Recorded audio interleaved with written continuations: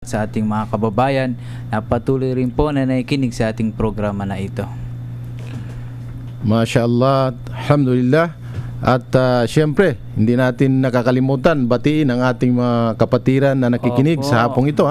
Especially tayo po ay nasa live streaming sa hapong ito. At binabati po natin ang mga taga-Qatar, Masya Allah, na sila ay nanonood sa live streaming. Sila Sister Waji de la Cruz, Masya Allah. At siyempre, si Sister Mariam Campillo, Masya Allah. Sila po ay nanonood sa atin. At syempre yung sa gawing Saudi Arabia, sa Jeddah, Riyadh at mga ibang parte ng mundo na kung saan naaabot ang ating programa.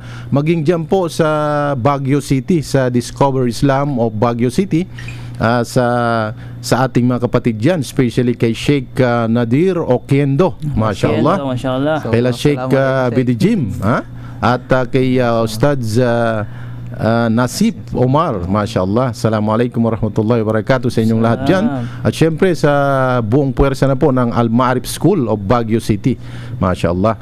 At mga kapatid na nakikinig ngayon sa mga iba't ibang parte ng lalawigan ng Nueva Ecija, maging sa mga ibang parte na karatig na lalawigan katulad ng Bulacan, kila Brother Arceo, Abdul Malik Arceo, diyan po sa gawing malaki ang Bulacan Subhanallah.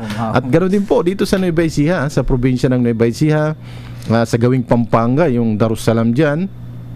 At sa inyo na pong lahat, Subhanallah, isang mapayapang hapon at tanaway ang pagpapala ng Allah Subhanahu wa Ta'ala ay sumaatin at tanggapin ang ating mga mabubuting gawa, especially katulad ng mga gawain ganito na tayo po ay nagpaparating ng mensahe ng Islam, Masya Allah.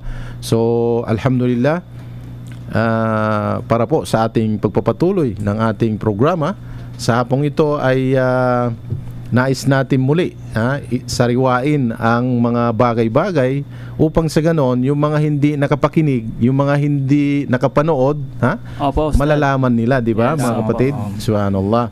Hindi naman ngunit tayo nagsasalita ay presumably naririnig at napapanood ng lahat.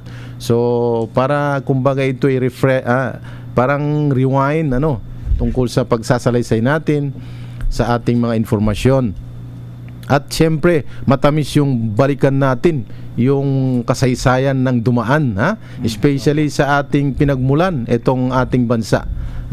Sa palagay mo, Brother Jamil, ano ba yung mga pwede nating sabihin or itapik ngayon tungkol sa ating kasaysayan? Siguro Ustad Kamar, Sabdullah, magandang itapik natin kasi may mga kapatid tayo na hindi Muslim at gayon din sa mga Muslim na nagtatanong sila regarding sa ano ba ang pinagmulan ng relihiyon dito, yung ibig sabihin yung unang relihiyon na talagang nangyari dito sa ating kasaysayan sa Pilipinas, o inatawag natin ngayon Pilipinas.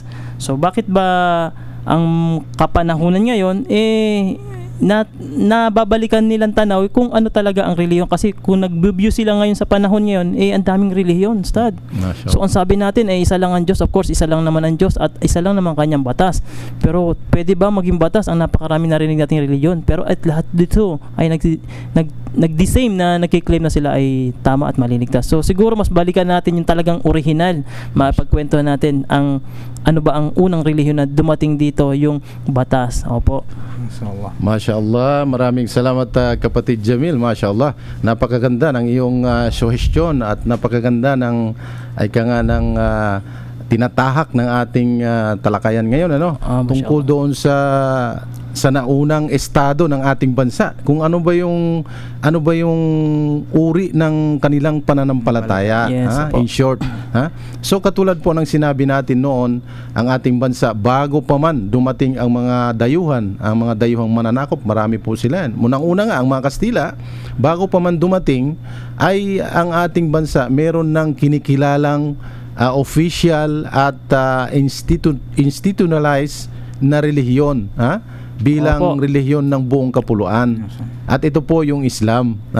So marahil nung wala pa tayo, ito'y sinasabi natin base roon sa kasaysayan, base roon sa tarsila na kung saan authentic na ayon sa Tarsila ng mga Tausug, dahil sila po yung panganay, ano po, Tama. Yes, sa, po. sa ating mga tribo sa Kamindanawan, ang naunang tribo po dyan yung mga Tausug. Tama. So ang reliable na history or kaya kasaysayan, itong tinatawag nilang Tarsila ng mga Tausug.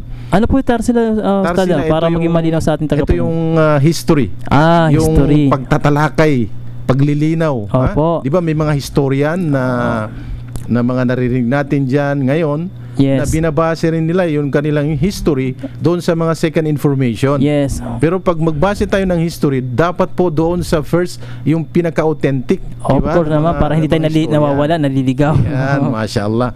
So base po sa kasaysayan, as early as 1310, kasi sila nag-uumpisa 1380 na eh. Opo. Oh.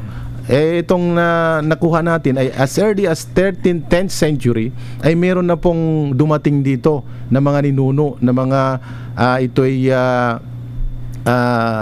mga Arabo, may mga dugong Arabo na Opo. sa pangunguna or sa pangalan niya si Tuan Masyaika. Yun po 13th century. After how many years dumating ang